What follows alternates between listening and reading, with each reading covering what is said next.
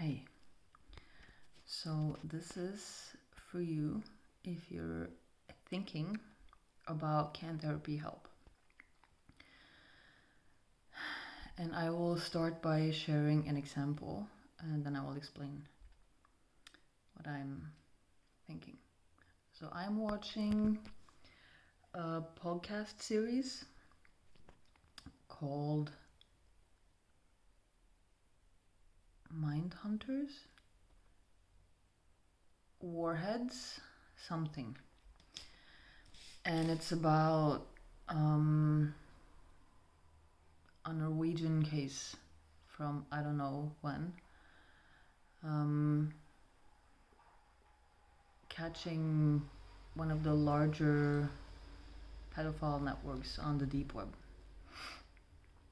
And where I just left off, they're talking about confronting, like tracking the people who are downloading the sexual abuse material, child sexual abuse material.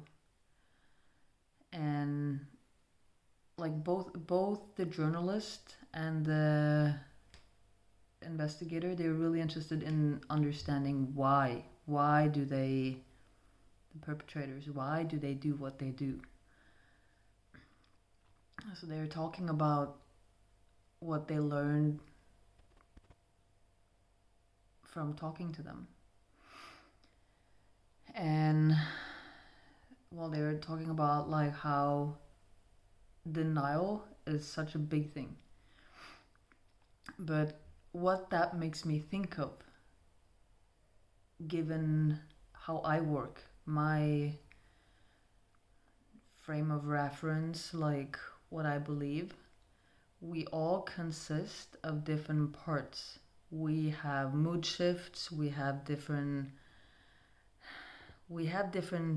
modes, you know?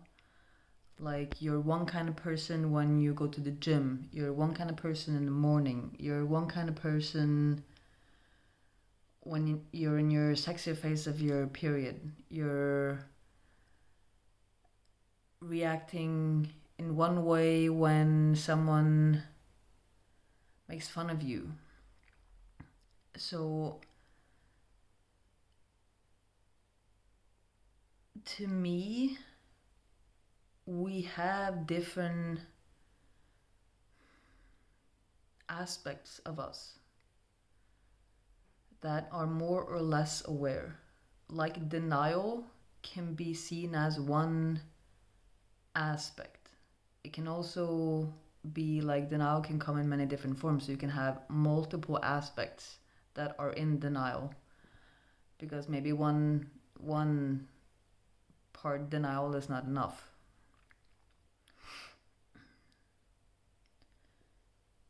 So each one of those parts, if you know how to engage and talk to those parts, you can bring awareness into those parts. And with awareness comes change. So what do I mean by that? Those denial parts in those pedophiles in the Warhead podcast, that will be like me sitting across a person who is fully in that denial attitude, that denial awareness. And it's almost like, imagine a bubble and you have to kind of like penetrate the bubble to have like the information seep out. And I mean, that's what I do. That process is what I do. Bringing awareness into those aspects so that those aspects can look at themselves and be like, oh yeah, I'm denying, like, and I'll be like, yeah, look around you at the pieces of information of what you have done. You touched that kid, how did it make you feel? And they will have to be like, oh yeah, I can see that piece of information, and how did that feel? Well, I have to check in with my body. Oh, it felt that way. Yeah, why did it feel that way? And just lots of genuine, curious, interested questions to figure out what's going on. And of course, ultimately, we're aiming for you not to hurt anyone.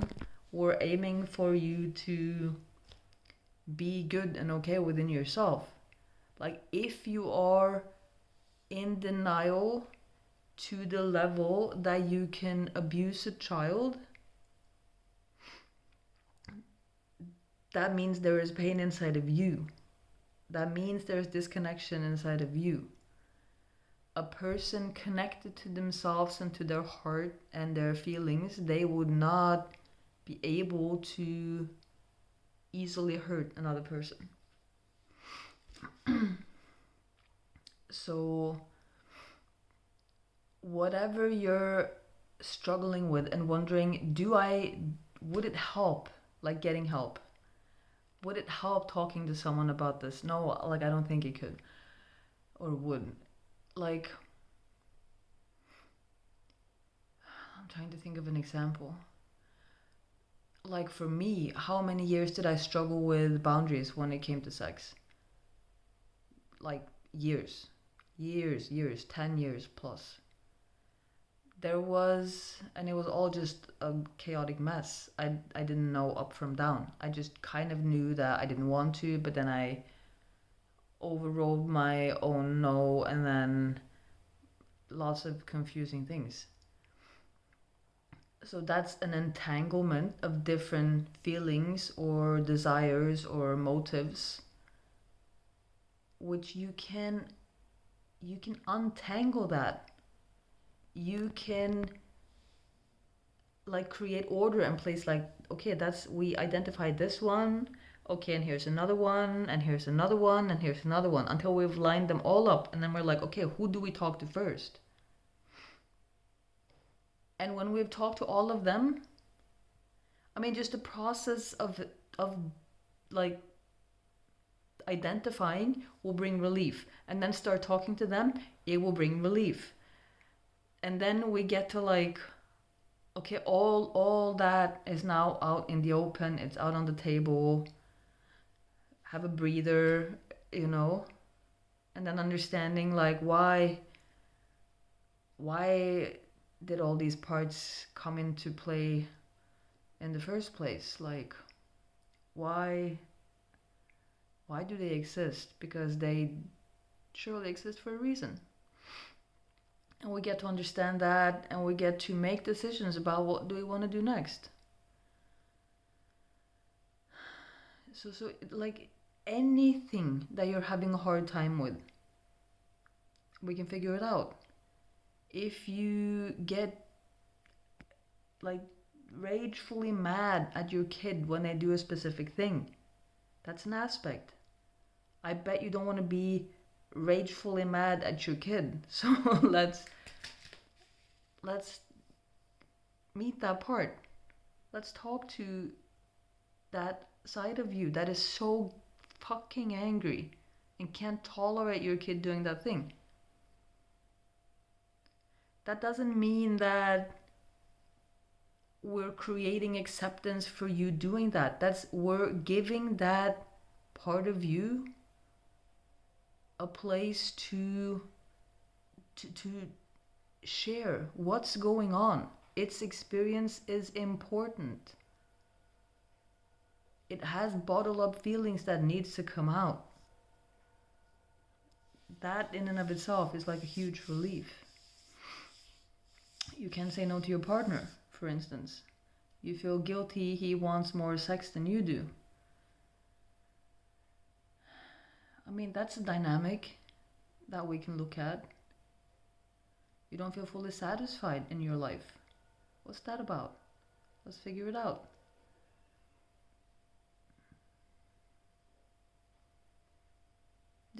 Like, I can't think of a single thing that you're struggling with that we can't get to the bottom of by identifying what's going on, put the pieces in front of us, talk to each part, engage with each part, get information from each part. And the solution is not the key thing, although we're working towards a solution, but the process of identifying and giving airtime to those aspects, that is the main thing. And you need someone who can identify the different parts. You need someone who can, when you talk and share, like about what you're struggling with, you need someone to be like, okay, wait. Based on what you've said now, this is going on, this is going on, this is going on, this is going on. Does that feel accurate? Yeah. Okay. Anything I missed? No. Okay, so how do you feel about those aspects that we have on the table now? And now we talk about that. Like yeah. And then you need someone, after identifying them, you need someone who knows how to like reach them, because oftentimes those aspects are, when you're trying to talk to someone and they're like caught up in their own head, so you can't really reach them, and you can tell you can't reach them. You have to like snap your fingers and be like, look at me, like I'm talking to you, and they kind of like snap out of it and they're like, oh yeah. You need someone who's able to do that, because until you have like that moment, you're not really talking to each other. And preferably, I don't want you to like have to smack them to wake them up. Like there are gentler ways to do that. So if this makes you curious, interested, if you have like a situation in mind that you're struggling with and you want to know how I can help, I mean, send me an email, explain your situation, and let me